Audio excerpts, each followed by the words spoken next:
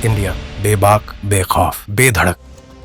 नमस्कार, प्रणाम, जोहार। मैं भुजंग भूषण। मैं बेखौफ, बेबाक और बेधड़क अंदाज में झारखंड की राजनीति के बारे में कुछ बात करूंगा और जातीय समीकरण की जो राजनीति होती है यहाँ पे उसके बारे में, क्योंकि कहा जाता है कि ये प्रकृति का नियम है कि एक का अस्त होता है तभी दूसरे का उदय होता है। और भारतीय राजनीति में भी इसी तरह की बहुत सारी घटनाएं होती आ रही हैं।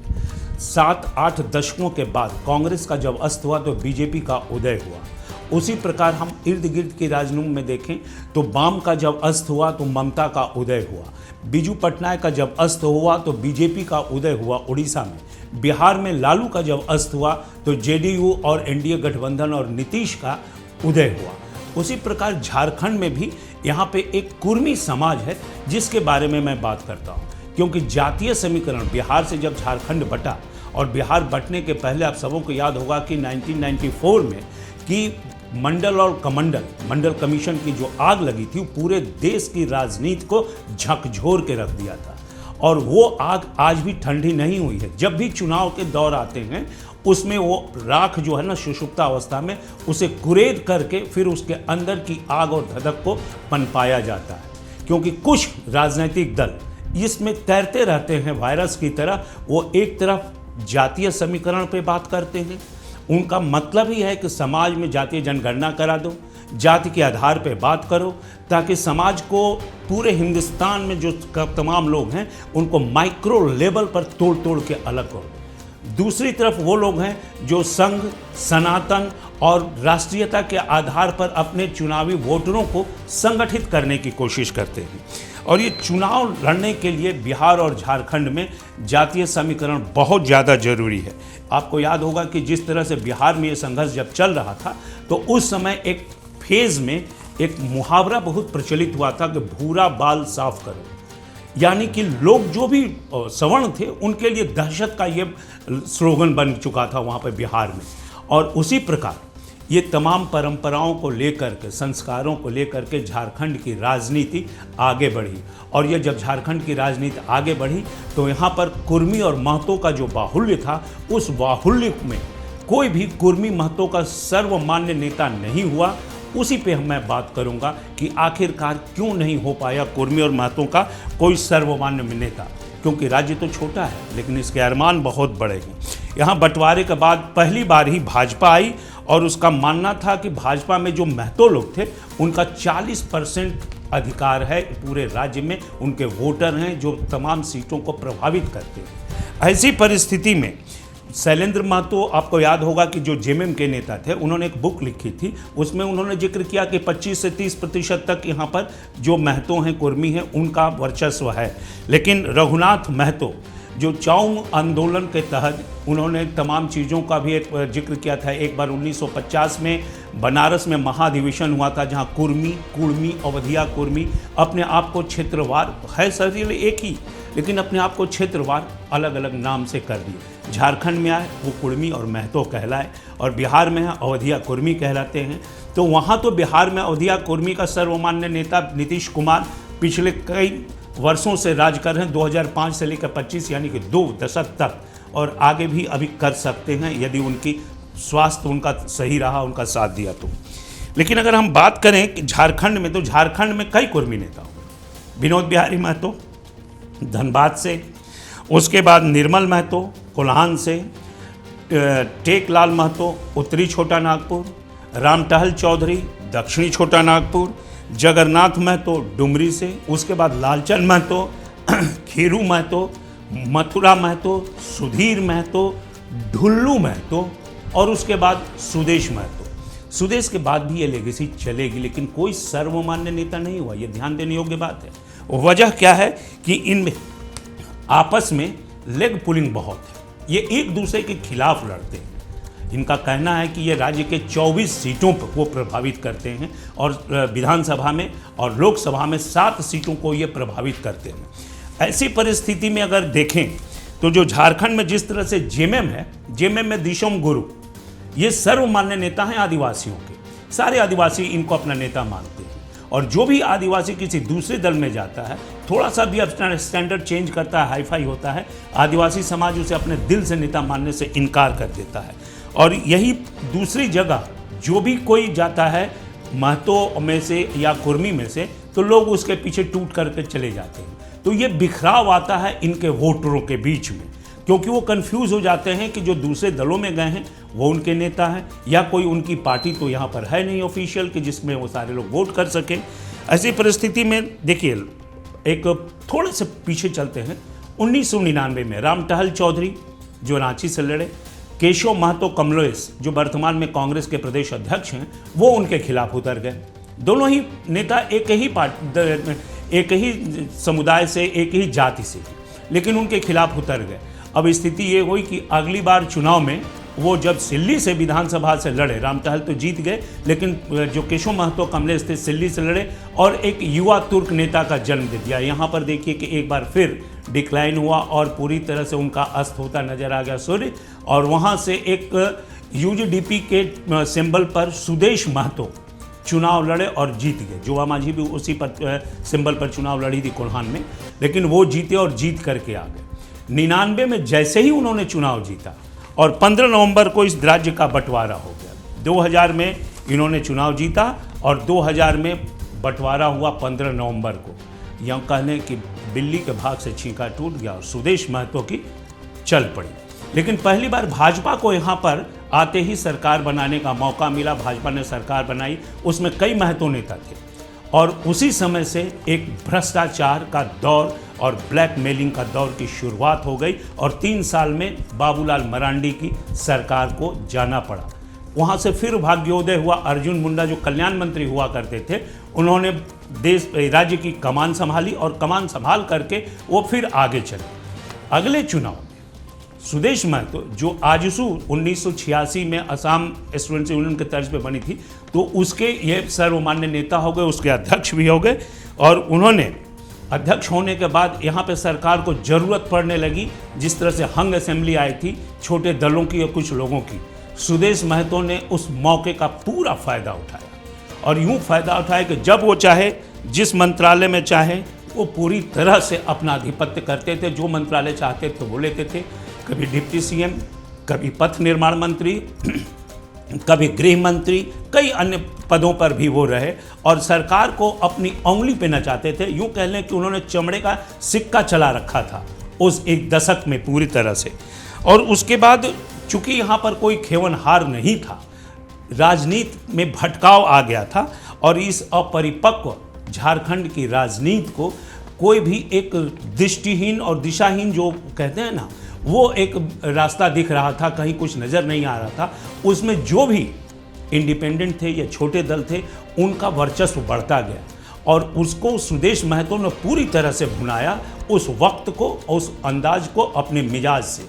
और इससे वो अपने लोगों से धीरे धीरे दूर होते चले गए और उनके अंदर एक वो जो पार्टी के अंदर एक वैकेंस आ गया था, काफ़ी खालीपन आ गया था, तो जिसकी वजह से उनके लोग, उनके समाज के लोग उनसे दूर होते चले गए। और यही बात जब 14 में आए तो 14 में उन्होंने गठबंधन नहीं किया बीजेपी से और वो रामटहल चौधरी के खिलाफ लड़ गए। यहाँ पे रांची में हार गए। दूसरी तरफ उन्होंने गिरिडीह में उमेश चंद्र महतो जो उनके ससुर थे सुदेश जी के, उन्होंने लड़ा दिया जगन्नाथ महतो के खिलाफ। तब ये एक समाज में मैसेज चला गया कि यह परिवारवाद भी कर रहे हैं और दूसरी तरह अपने जो जातीय समीकरण है उसका भी विरोध कर रहे हैं। रामटहल चौधरी का विरोध किया, उधर गिरिडीह में जगन्नाथ महतो का विरोध किया। अब ये चीज़ें जो है ना, वो उनके खिलाफ जाने लगी। और उसके बाद जब अगले वर्ष जैसे ही यहाँ पर विधानसभा चुनाव हुआ तो उन्होंने देखा कि बिना गठबंधन के कोई उपाय नहीं, तो वो गठबंधन नहीं हो पाता। लेकिन बीच में परिमल नाथ वानी के माध्यम से वो गठबंधन हुआ। उन्हें लगा कि ये जा सकता है हमारे हाथ से पूरी तरह से राज्य।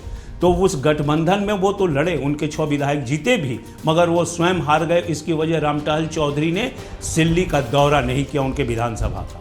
तो देखिए, अपने ही समाज में कुर्मी महतो में ये किस तरह का जो द्वंद्व चल रहा था, लेग पुलिंग, इसकी वजह क्या थी कि एक दूसरे का वर्चस्व, अपने आप को हम एक दूसरे से ऊपर समझना, और कुर्मी समाज के जो वोटर थे उनके अंदर केवल भटकाव था। वो समझ ही नहीं पा रहे थे कि मुझे किस तरफ जाना है। और जिन्हें वो समझ पाते, जो लोग तुर्क नेता जैसे सुदेश जी आए थे, उनके आने के बाद तब तक वो सुदेश जी के इर्द गिर्द जो रहने वाले लोग थे, उनके जो जब भी किसी का ह्रास होता है तो उनके नज़दीकी चाटुकारों और सलाहकारों की वजह से होता है। वो एक किचन कैबिनेट उनका वैसे बन गई थी, जिसकी वजह से ये समस्या उनके पास आने लगी।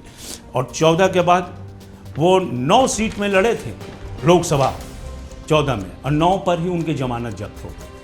तो उनको अपनी स्थिति का अंदाज़ा लग गया था, और यही वजह थी कि उन्होंने परिवारवाद के बाद वो धीरे धीरे करके जो बार्गेनिंग स्किल है वो उनका वही रह गया, और पार्टी की स्थिति धीरे धीरे खराब होती चली गई।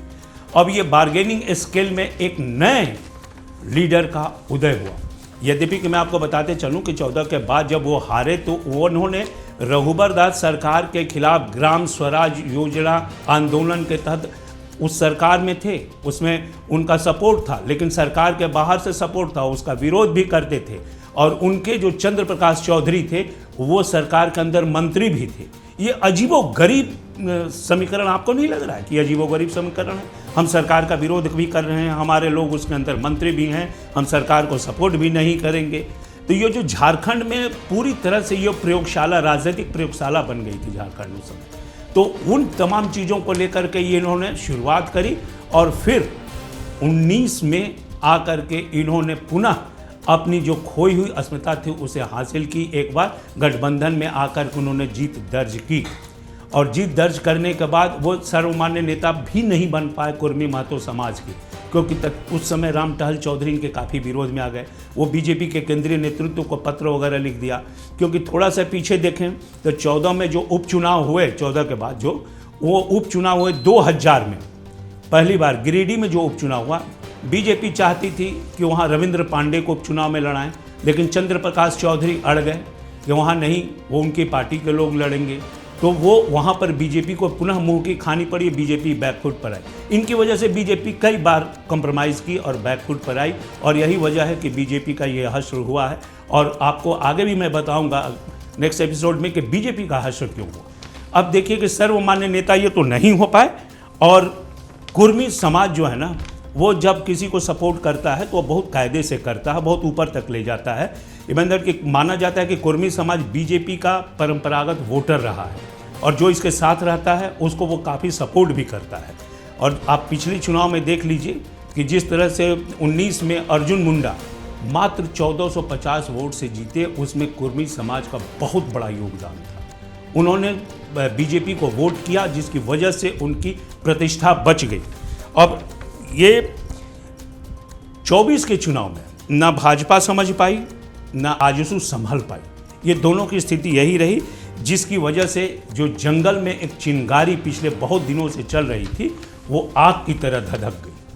और वो चिंगारी थी JLKM, झारखंड लोकतांत्रिक क्रांतिकारी मोर्चा।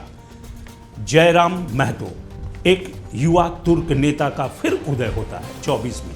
इस पार्टी की गठन भी 24 में हुई, और उसके बाद उस युवा तुर्क नेता ने भाषा के लिए और खतियान को लेकर के छात्रों के सहयोग से आंदोलन करना शुरू किया, और आंदोलन इतना ऊपर गया कि वो लास्ट में चुनाव लड़ने के कगार पे आ गए। और यही नहीं, थोड़ा सा मनोबल उनका ज़्यादा ही बढ़ गया, उम्मीद से ज़्यादा उनका मनोबल बढ़ गया। बीजेपी से बार्गेनिंग करने के बाद भी वो करने लगे, और 41 सीट मांगने लगे दुनिया की सबसे बड़ी पार्टी से। झारखंड में 1 साल पहले अभी शैशव अवस्था में थे, तो बीजेपी एक सिरे से दरकिनार कर दिया उनकी तमाम बातों को। और बीजेपी में चूंकि आजसू संलिप्त थी, गठबंधन का अंश थी, तो इसीलिए वो नहीं चाहती थी कि एक दूसरा कुर्मी नेता, कोई उग्र नेता इसमें शामिल हो। और वो ही हुआ, उनको बाहर का रास्ता दिखाया गया, और जैसे ही वो बाहर का रास्ता दिखाया गया, उसको जो सत्ताधारी दल थे, जो कि सूत्र बताते हैं, को उनको पीछे से काफ़ी सपोर्ट करने लगे, हर तरह से सपोर्ट करने लगे। अब उनको क्या था, एक डबल डोज बूस्टर मिल गया जयराम महतो को। उन्होंने खुल करके 76 सीटों पर अपने कैंडिडेट खड़े कर दिए। कुछ तो बैठ गए, कुछ को बैठा दिया गया, कुछ अपना जो आप कह सकते हैं कि चुनावी भाषा में कि कल बल छल लेन देन के तहत भी बैठ गए। लेकिन जो बचे उसमें से एक सीट जयराम महतो ने जीती, 2 सीटों पर दूसरे स्थान पर रहे और 38 सीटों पे वो तीसरे स्थान पर रहे। यानी कि 40 सीटों पर उसने एनडीए गठबंधन को झटका दिया और इसका पूरा अंदाजा जो यहाँ स्थानीय सरकार थी उसे थी। इसीलिए वो बार बार बोल रहे थे कि हम 59 सीटों पर जीत के आएंगे, क्योंकि उनको मालूम था कि जयराम महतो एनडीए को कितना बड़ा डैमेज कर सकते हैं। और आजसू को उन्होंने ऐसी स्थिति में ला दी कि पहले 6 सीट जीती थी आजसू, उसके बाद 4, उसके बाद 2, आज सिर्फ मांडू में 1 सीट है। और आगे क्या होगा ये उनके वोटर्स ही बताएंगे कि आजसू का आगे क्या हश्र होगा। और दूसरी तरफ जिस स्पीड से ये निकल रहे हैं, तो 41 सीटों पर जो प्रभाव डालने वाली 40-41 सीटों पर ये कुर्मी और महतो समाज है, इसका अभी तक कोई सर्वमान्य नेता का हल नहीं आ पाया है। और ये जो JLKM जयराम महतो की पार्टी है, अभी ये शैशव अवस्था में है और जयराम महतो अभी रॉबिन हुड बनने के तरीके पे है। कहा जाता है कि ये ढुल्लू महतो के पद चिन्ह पर चल भी रहे हैं, लेकिन ये तमाम बातें राजनीतिक बातें हैं, राजनीतिक गलियारों की बातें हैं। उसमें कितनी सत्यता है वो तो आने वाले वक्त में पता चल जाएगा। लेकिन फिलहाल इनकी जो पार्टी है वो जमीनी स्तर पर अभी अपनी गठबंधन को तलाश रही है।